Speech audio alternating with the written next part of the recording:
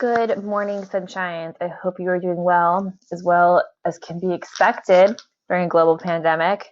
If anyone needs to reach out, who needs to talk, who needs a good poem to read, let me know. I did post some other recommendations or extension activities that you can do on the weekly calendar if you want to check those out. But yeah, good morning. Okay, so I'm going to go over the research notes for your social identity synthesis project. Now, before we begin, first and foremost, if you have not yet figured out your topic, I need you to stop this video right now, go back to last week's task board or email me right away or jump into office hours Monday through Friday between 10 and 12 and let's figure that out, because it's going to be really difficult for you to go through all these assignments related to the research process. You can, but it's not going to be as relevant if you don't know what you're actually looking for. So if you still haven't figured out your topic, or if you kind of have one but you're not really feeling it, you're just doing it just so you have it, talk to me. Let's figure out a strong one that you can go with. Okay, now continuing. So I wanted to talk about how these notes work and kind of pull in some of the stuff from the other assignments that you did for this week's task board, so you can see how it kind of all goes together. So as I said on the task board when I posted this assignment, I was debating whether or not to give you this template, because I think that at this point in your education, it's important for you to figure out what research organization works for you. When I'm doing research, when I had to do a bunch of research for my master's program, I basically had one doc that I put everything on, and I used tables here and there, but I think to anyone else, it would be a total chaotic mess. But to me, it made sense. So I do think it's important that you strive to use a research organization method that works for you. There are also websites out there. I know EasyBib has an actual, I want to say a note-taking part too, but that might cost money. I'm not sure. Don't take my word for that. But the more I thought about it, the more I realized that since we're not in class to kind of look at a bunch of options and think about it, that I did want to give you something, some bare minimum template that you can then manipulate as you see fit. So if you want to add images to this template, if you think there should be another column with other stuff, that's totally fine. Don't feel like it has to perfectly be this, but I wanted to just create something because I wasn't there to fully answer everybody's question all the time. So this is our kind of baseline research notes template. And then if you want to add things to it or manipulate it for your purposes, go for it. Just make sure that these basics are here, that you have the source information, that you have a place where you're putting the information from the source, but you also have a place where you are developing your own ideas and your own thinking about that source, because you need both, right? It's writing a research paper, writing a synthesis paper, same diff,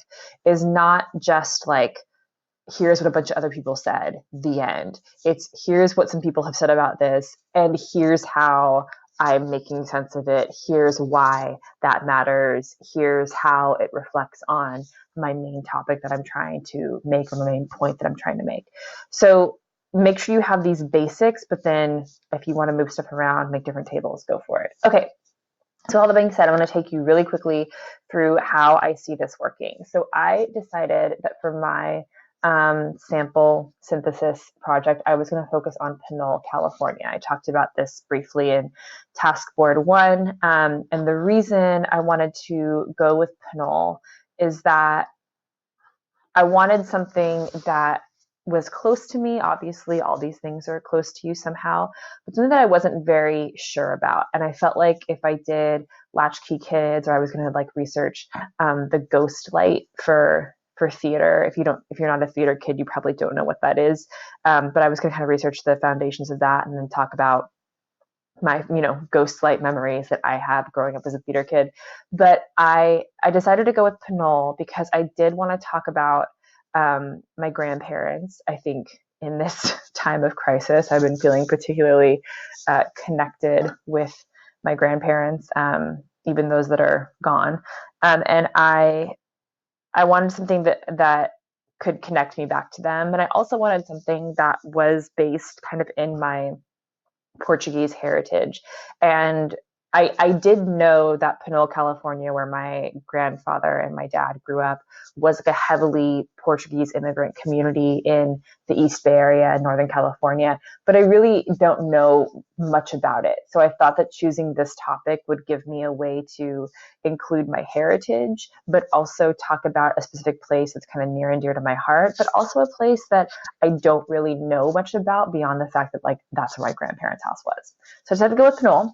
And you can see that from my initial research, I used my Google search tools to look up Pinole, California and Portuguese immigrants. So I don't just want Pinole general information. I want to see specifically the connection between that place and the Portuguese immigrant community in like the early to mid 1900s.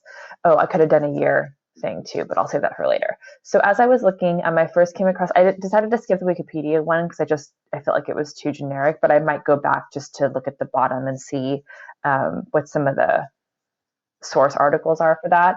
But this one really jumped out at me, the fact that it was an oral history office. So I clicked on that, I made a new tab, and I opened it up.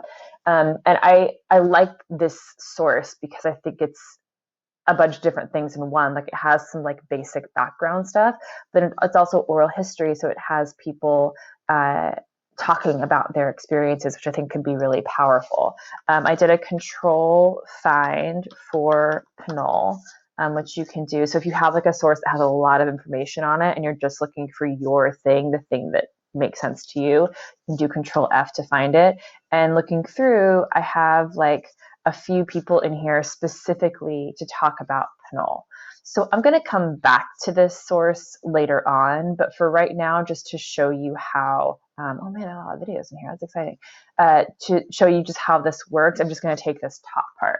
So let's say I feel like this is the key info. So I go over here. I'm doing this kind of incorrectly because I should have done my source material first, but whatever. So now that I know I'm using it. So this is going to be a direct quote. I'm going to encourage you guys to paraphrase way more than you summarize, or paraphrase way more than you direct quote. But we're going to talk about that more next week. For now, I just want you to start researching. So I have that info, right? And then I have like, I'm going to add like my other ideas about it. You know what? I'll do that for real. I won't just like fill in a bunch of random stuff. But the source I'm going to look at now, it's key with the source that you just pull the information that you can. You should dig a little bit, but for example, if you can't figure out, the name of the institution sponsoring the site, like that's probably weird, but also like it's fine. Just skip it. As long as you have the URL, you can come back to it later, but try to get as much as you can because all the stuff here is what goes in your works cited page, and that's what determines how you cite within your paper. So let's look at, I don't think there's really an author that I can tell. I am gonna look up the word author just to see. Sometimes it's at the bottom. So it looks like it's just the organization, and that's fine. So when you don't have an author last name, you just skip it and you skip to the title. And the title of this is it Portuguese in California? Ooh, this is tricky. I'm actually going to go back to the search thing.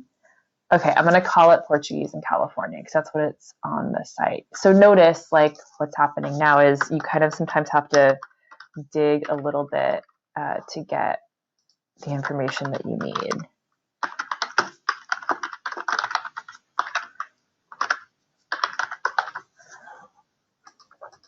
The title of the site is,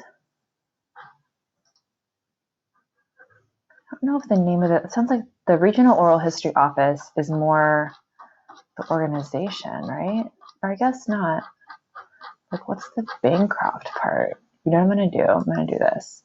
I'm going to open a new tab. I'm going to come here I know this seems insane, but it really is important to get your sources correct. I'm just going to go to there and take off the stuff that's specific. Okay, so this is the Bancroft Library Oral History Center. Okay, so I think what I'm going to do is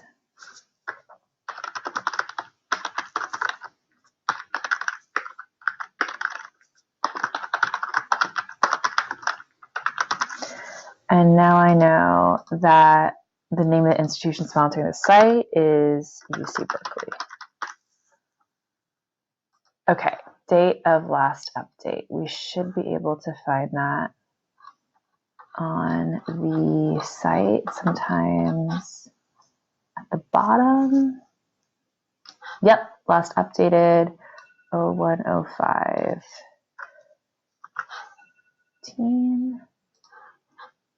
Now this is like thrilling stuff. P.S. I don't know if you guys knew this. I just found this out like last year.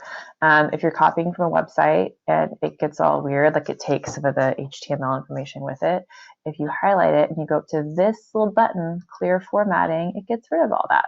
It'll get rid of everything though, so you will have to put it back into whatever font you had it, but yeah, it's kind of exciting. Date when you access the source, that I can do. What the heck? I don't think I have my number lock on. 3/23/20. You do have to write these out in your actual works cited page. You can't just do the dashes, but it'll work for now. And then the URL. Oh, you know what though? The Portuguese project sounds like,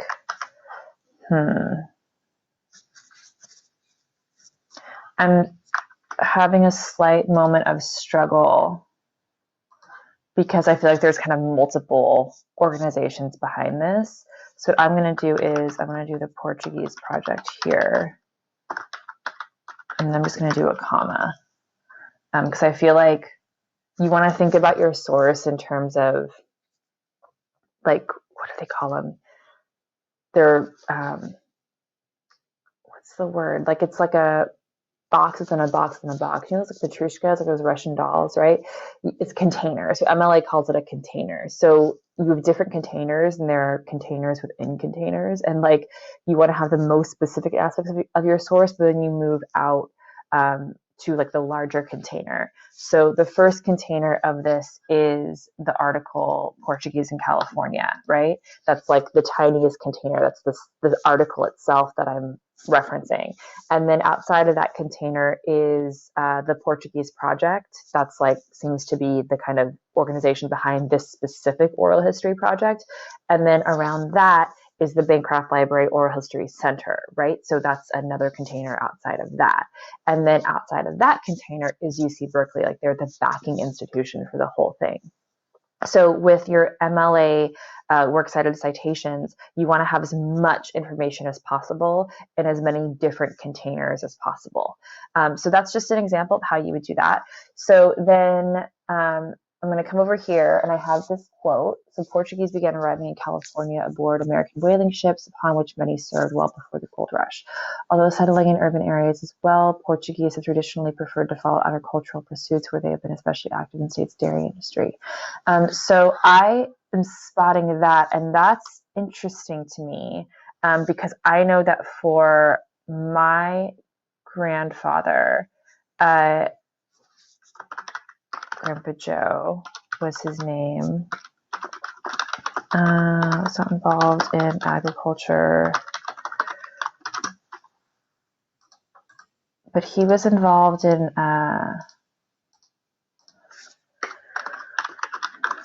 what's the word I'm looking for? It's kind of like factory work-ish. It's called the Hercules. There's a little town near Panola called Hercules, which is hilarious because the town is so tiny. The Hercules Powder Company, but I think they named it because the Hercules Powder Company was like this national organization. They had different spots all over the country, and then they named the town Hercules after the powder company. So a question that I still need to figure out is,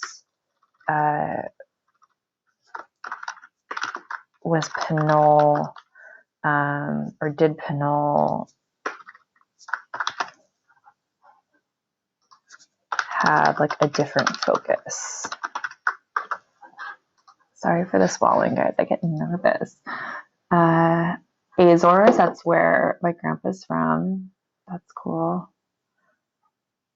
So,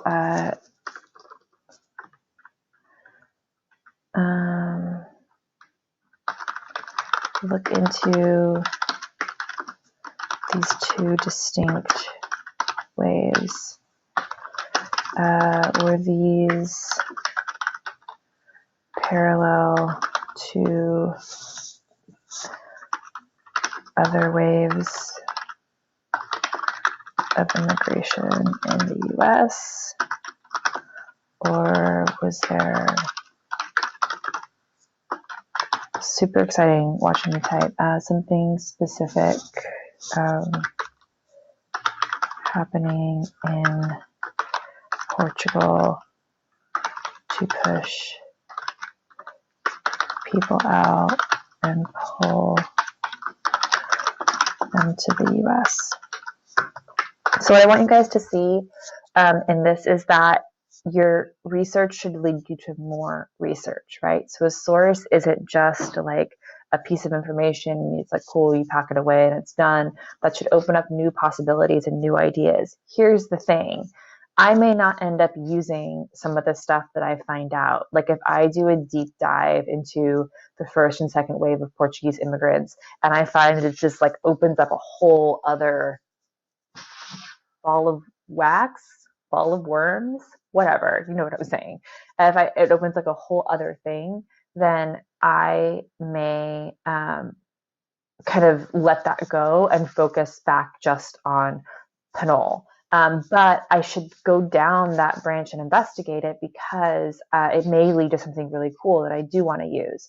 So you should allow yourself in research to open up to numerous possibilities, knowing that you won't take them all, that you don't have the time or the space or the scope in your paper and your work to cover everything. You should go down a bunch of different pathways so that when you do kind of settle on, this is my main point, you have like a strong understanding of the context of that point. You have a strong understanding of why you chose to go in that direction. So that's how your notes are going to work. If you guys have any questions about this assignment, if you have any questions, especially about figuring out your topic and what you should do, please, please, please let me know. I think I can help you make any potential object or person or place or concept work. You just need to talk to me about it if you're struggling, okay? Thank you so much, guys. Let me know if you have any questions. I'll talk to you soon. Bye.